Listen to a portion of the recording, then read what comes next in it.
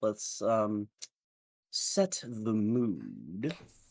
Ooh, ooh, ooh. A blight of creatures was attacking or permeating the city itself. You hear, "You will become one with the mind." Yeah, I'm gonna go ahead and see if I can throw my dagger at it and if it'll stick. You hear this voice in your head and you immediately react going and you throw your dagger as it whips over and it was off slightly, so it just sort of shoots past the thing's head and embeds in the wall behind it. As you're staring, its tentacle face is just moving in front of you. It's very much a ghostly apparition, and you're like, "Oh shit!" Uh, the dagger eventually and just pulls back to your hand as this thing just sort of floats in front of you. Never, what the fuck are you doing? Amara's gonna message Daphne. We're trying to be fucking silent. What are you doing? Uh, there's a ghost in front of me and he's trying to fuck with my mind. Just tell him to fuck off. I You can see me. You can hear me, little halfling. Why are you here, little halfling? we're trying to stop whatever broke out of here. Broke out. Broke out! As it begins to pull parts, this rage seemed to for an instant transform this thing into a much more dark and virulent, angry version of itself as it pulls back together for a second and leaning closer and closer, and it gets closer to your face, and it's almost face to face with you. Deborah's Well, over in the corner having a drug trip. Rowan's just kind of with his hands out, looking around, like seeing Akron and Davner's reaction, looking at Amara to Tuna to see if they're having similar reactions and kind of revolving around. so I'm gonna send a message to Rowan and say, I have no idea what's going on, but I hear lots of voices in my head right now. Rowan is gonna kind of I'm a touch- bit worried. Rowan's gonna touch his head. Only voice I hear is you. Uh-oh. And I'm gonna go back to Davner, you're still seeing these things and entities pooling around you and moving forward. Pop his goggles up for a second, just kind of close his eyes and see if anything stops. The voices are still there because you're being focused on. Just because you're not looking at it doesn't mean that they don't see you. Can't help if I don't know what you guys need. I'm gonna just kind of back up a little bit to address a group of and be like, I don't know what happened, but I need solutions one at a time. I need what can I do? Specifically, the tentacly faced entity draws back and seems to recoalesce itself into a sensible sort of almost sensible thing as the other entities begin to draw back. Akron, you stop hearing so many of the voices resonating around you. Davner, you see as some of them begin to draw back. Rowan, it's not a visible thing, really. You see as the darkness of the area seems to become a little less malleable around you. It's almost as if there is an energy here that's pulsing. But you're looking around, you're seeing as Davner is speaking up to these something in front of him.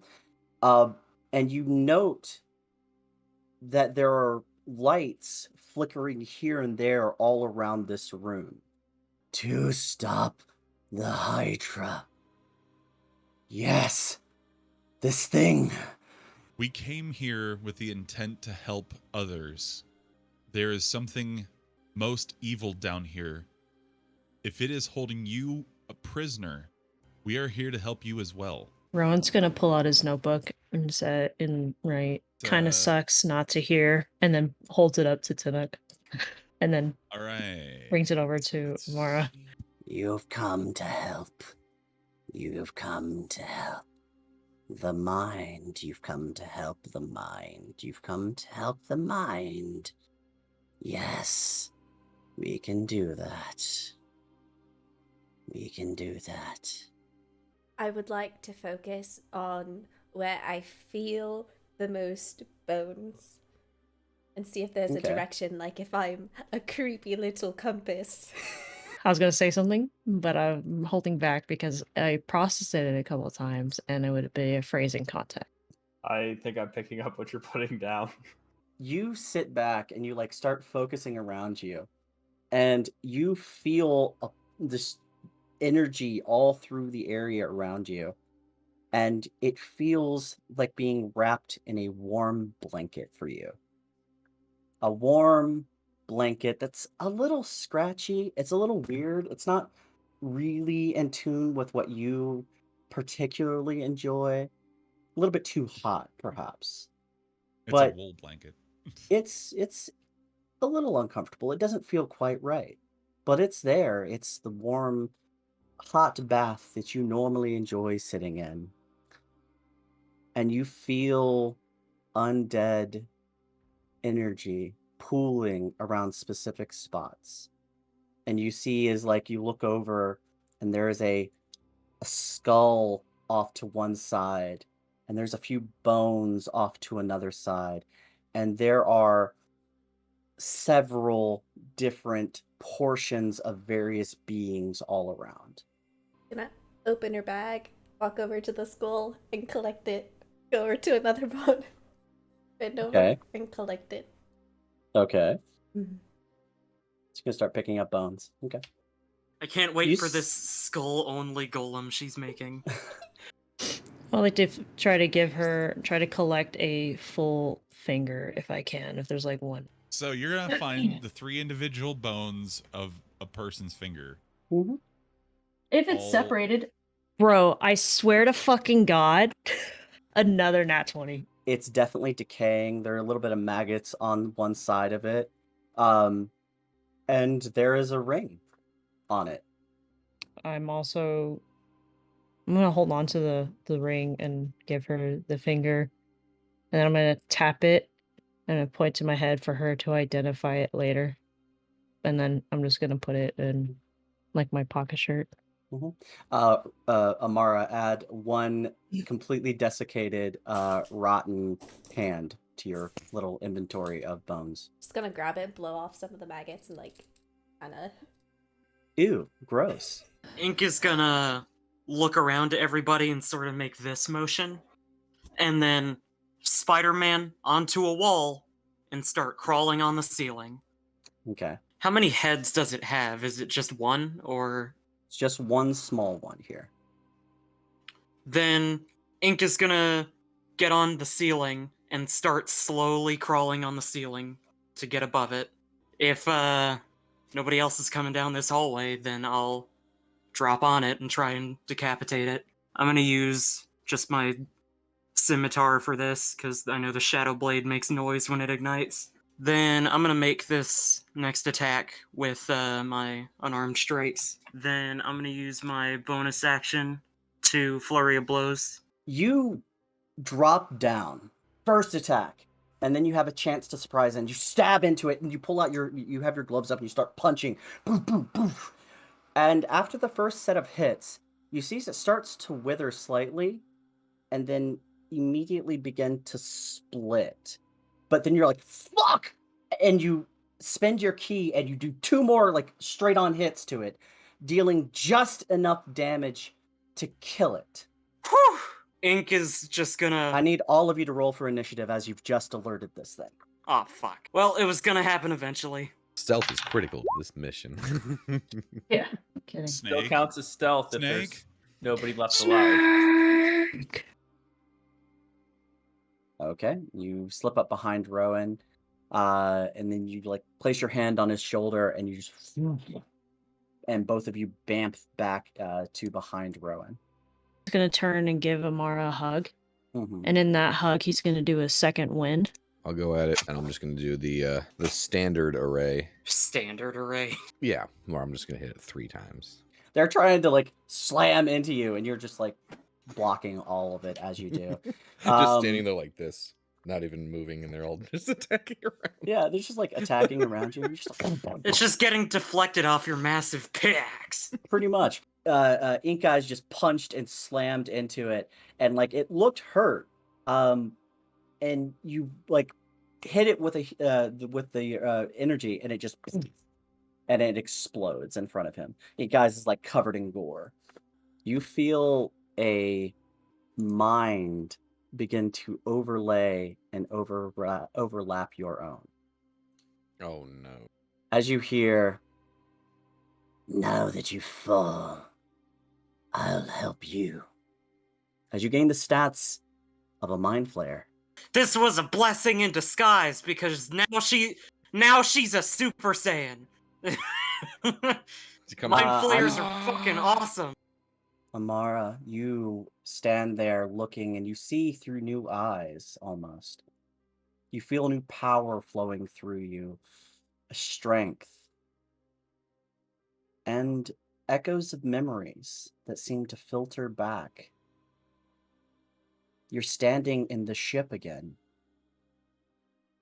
We're at the door to the core, the mind core, the power core. That's right.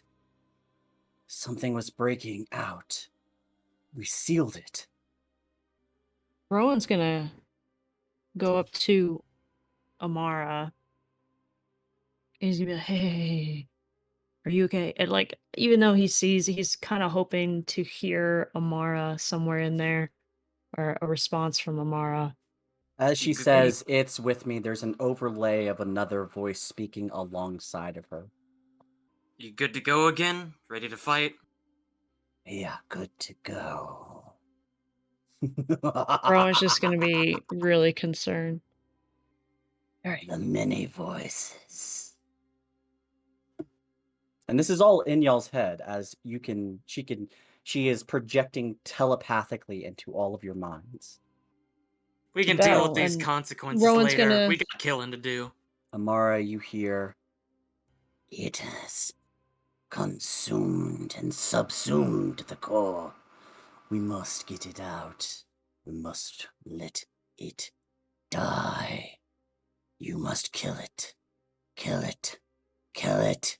I'm gonna gesture to that one and do like a puzzled face, and then gesture to the other ones, kind of doing a suggestive movement, like that one, or kind of.